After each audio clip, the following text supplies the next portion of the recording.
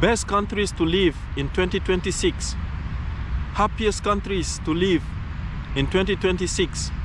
Best countries to retire in 2026. Best countries for international students 2026. Well, there are so many lists that you can see online. But the question is, are these countries necessarily the best for you? From struggle, still standing.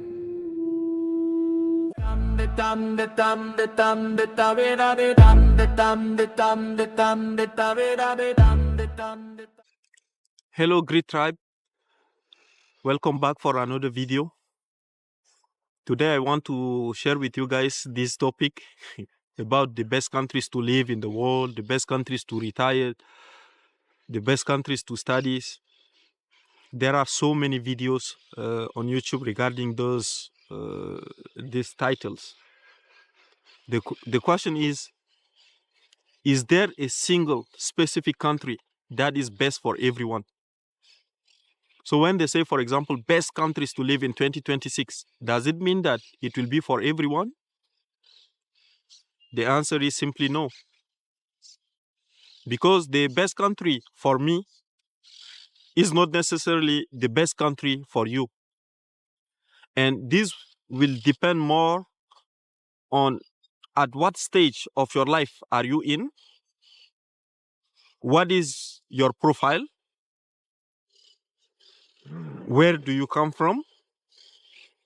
And what is your specific situation? Let me explain, let me break it down. So for someone who's, for example, just starting out, for example, you are 18, you just finished high school and then you want to go to university, you don't necessarily have the same needs as someone who has worked already, who has saved up, built his life, and who just want a place to chill, a retired person. You don't have the same needs. And a person who, for example, finished university and starting a professional life, trying to build, to climb the ladder, as we say, to build his career, you don't have the same needs as someone who has already established himself and build his family and stuff like that. So we don't all have the same needs. A person who has grown up, for example, in the US, in Canada, in Australia, New Zealand, doesn't have necessarily the same needs as someone who grew up, for example, in Asia, in Latin America, or in Africa. We don't have the same needs. And even that, if you grow up, for example, in Africa, in Southeast Asia, or in Latin America, now it will also depend on your particular situation. For example, do you come from a family that has like a financial stability so that you can allow yourself some stuff? Or do you come from a broke family, from a broke background that you have to struggle your way through life? So it really depends on your particular and personal situation. Now, this question, I will try to answer the best way possible that I can, okay? And you guys can give your comments, can give your point of view below also. So let's start with students. If you are a student, so if you are between 18 and let's say 20, less than 25, and you want to study today, in May 2026, what are the best places for you to study? Without a question, it doesn't matter where you are coming from. The best places to study when it comes to quality of education, cost of living, and opportunities that you can get after your studies, the number one place will be Europe. Let me explain why. Europe would be the best place because Number one, in Europe, you can have the culture. Number two, the tuition fee in Europe is not as high compared to places like UK, US, Canada, Australia. To study in those places, yes, they have high quality of education, but to study in those places, it costs a lot. And most of people who are, for example, from US and Canada, around our age, so young professionals, they are still paying their student loan. Those who went to university, to study in those places, it's really expensive. You have to get a student loan. So do you want to get a debt just because you want to study? While in places like France, Germany, Austria, Norway, Sweden, Luxembourg, you can study and pay only, for example, like 400 euros as a registration fee. Or the second option would be, for example, Asia, places like Japan, China, Malaysia. You can also study there. South Korea, why not even Taiwan? It depends on what subject you want to study also. You have to verify, you have to check online. And you can see if in that country they are offering the best options. And you can also compare the cost of living. As a student, do you have the rights, for example, to work part-time? In most of the countries, you can work, for example, 20 or 30 hours per week as an international student. So that's something to consider. But what if you don't have the means? What if you don't have the means, for example, to go to those places to study? Then you should look at other alternatives. For example, Brazil, Uruguay, Argentina, Chile. These are decent places also to study. And most of the time, if you are a resident in those countries, the studies, they are free, or the cost is not as high as in Europe or, for example, in Southeast Asia. In Southeast Asia, it will be even easier to apply for scholarship. Look for scholarships. In China, it's relatively easy to find a scholarship, for example, to do your master's, to study. But everything comes at a price. That means you must be ready to also learn the language, because most of the programs, even in Europe or in Southeast Asia or even in Latin America, most of the programs, if it's undergraduate and it's in public universities, have to learn the local language.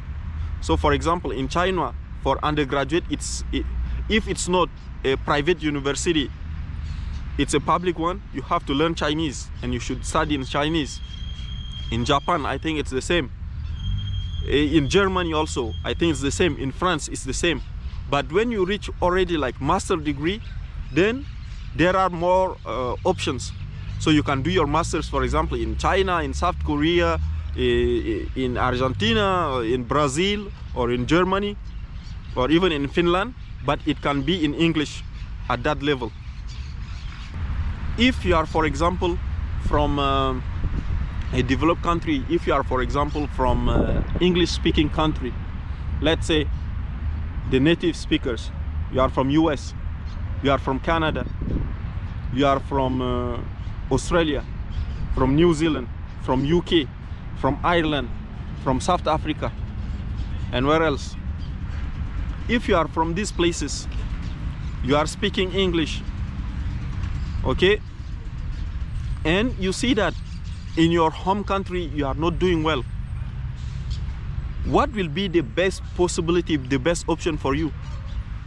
Based on my experience, I would say, well, if life is tough in those places and you have, for example, a degree in education, or you have a talent for teaching and stuff like that, you have a passion for it, then the best places for teachers in that sense will be Southeast Asia. So these three countries, China, Vietnam, Cambodia, and it's even Taiwan.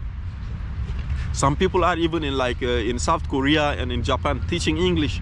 So that's where you need to go. But of course, you need to get the certificates. So you have to check what are the certificates for teachers that are required based on the country. In Vietnam, what they are looking for. So you will look for certifications like CELTA, the TEFL, and all that. You need those trainings. You need those credentials in order to go there and then apply for jobs. And if you go there, I met so many people, for example, from UK, from Canada, from even Australia, in China, in Vietnam. They are teaching there and they are making decent money. It allows them, for example, to have a higher quality of life. They can save and they can work, for example, 2, 3, 4 years and then save up money to go back to their home country and start businesses, or even start businesses in Southeast Asia. I have met so many. One particular example is Brandon that I met when I was doing my master degrees. So he was doing his master's degrees also, and then he said he's from US actually. He's a black American from the US, and he came to my university. He was young. I am 1 year older than him. So he came. He said he was struggling to pay his student loan. So he just went online and then checked what are the alternatives for him, and he found like teaching in China actually it's bringing like decent money. So he started online to get all the certificates that he needed, and then he started applying online. So Brandon came to my university. He was teaching speaking English, so the speaking part, and in 1 week he will have, for example, 2 to 3 classes, and they were paying him decent amount of money. So that money was enough for him to start exploring other countries and at the same time pay his student loan back in the US. His rent was free. He was not paying electricity or Wi-Fi or nothing. He was also being offered the flight ticket to go back home for vacations. So that's a good deal. But if you speak English and you can teach and you are stuck in your home country, that's maybe an alternative that you can look for. Southeast Asia, I think it's a good option. Some, they go, for example, to Spain or to Portugal even to teach. So you can look out. If you are young, like me, no matter where you come from, and you are struggling, please don't limit yourself. Don't limit yourself. I am not saying that you have to necessarily leave your country, no. I'm saying that you can even be in your country and use the tools that we have to improve your life. Don't accept, it's not like someone cursed you or no, it's not like the neighborhood you are living in, everyone is doing this thing, so you too, you have to finish or you have to end up like them. That's the mentality, that's the narrative that I refuse. You can be born in the wood, as they said, where there is no hope. Everyone is just like dealing with drugs, or no one has ever finished a master's degree and stuff like that, and still choose to go through that way, to think differently. Because one thing that I am very grateful for now is that being in a place that I have electricity 24/7, I have clean water, I have access to internet every day, so that I can study, I can do research. And nowadays, instead of even Google, we have AI. Stuff that before you have to watch videos for 10 hours, you have to buy a training, you have to buy a master class in order to get those information. Nowadays, you can get it in 30 seconds using AI. I am very grateful for that. And you can check also what is going on in other places. You can check the economical situation, the political situation to make your decision. You can make more like a deep analysis just using the AI. You can dig up informations, Data is there, it's available, you can have access to it. And that's something that we really need to exploit, I think, So don't only be in your bubble and ignoring what is going on around the world. Before, Many people have also moved, for example, from the Philippines, from Latin America. Many people even from places like Russia, Ukraine, even a lot of Africans, they move, they go to the Middle East. They go to places like Dubai, Abu Dhabi, they go to Qatar to work. Because that time, Dubai, all those places were in construction. So there are jobs and stuff like that, the hotels, all this, the tourism. But now with the crisis going on with Iran, of course, it's not that good anymore. If you are at the age that you are retired and you want to look for a place, of course, you are going to check the healthcare system, because when you are old, sometimes your health is fragile. So you want to be in a place that if you get sick, it will not cost you a lot of money.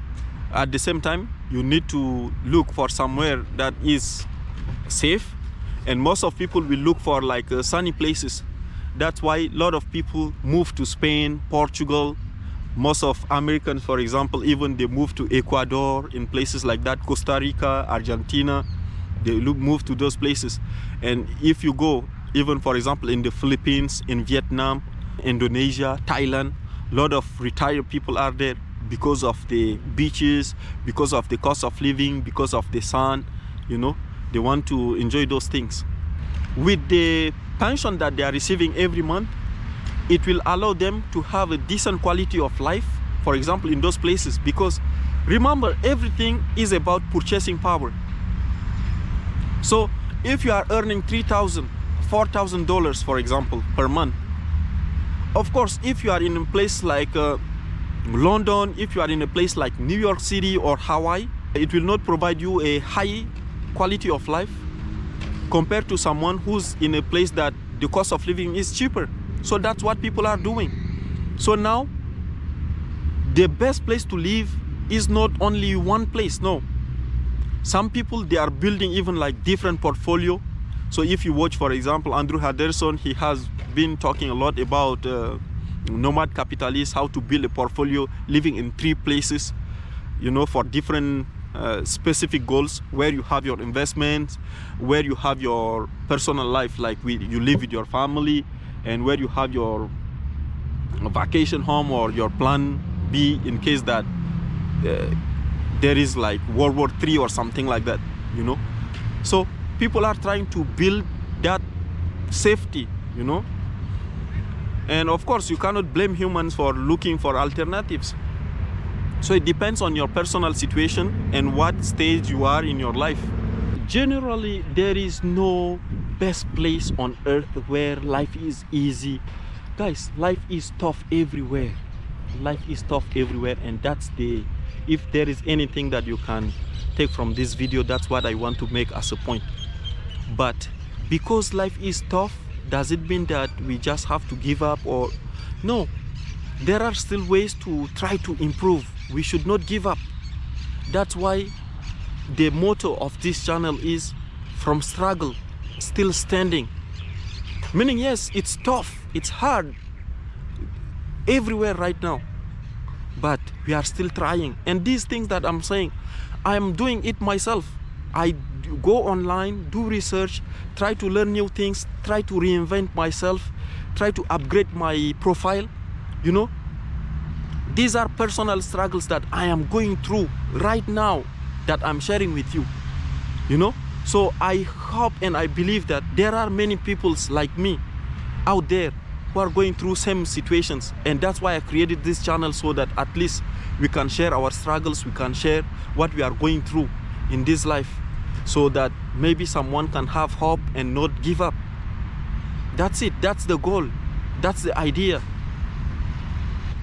Just because your situation right now is not good doesn't mean that you have to stay in that situation or in that place forever. You have the right to look for alternatives. You have the right to check for solutions. That's what I wanted to share with you guys.